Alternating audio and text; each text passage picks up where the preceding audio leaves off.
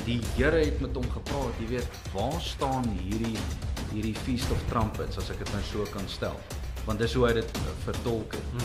En hy het vir die Here gesê, dit is in Leviticus.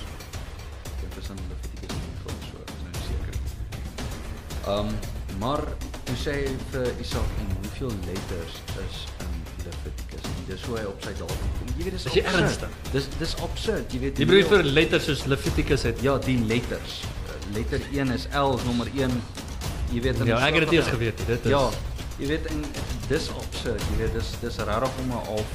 Ja. Ek is jammer, ek stel dit nou so. Nee, ek is nie jammer nie. Dis 'n bespotting.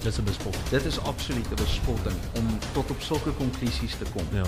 Om te sê, jy weet, die datumbepaling het op hierdie 9 en die Here het hom gesê Leviticus het soveel letters, maar hier lê die groot probleem.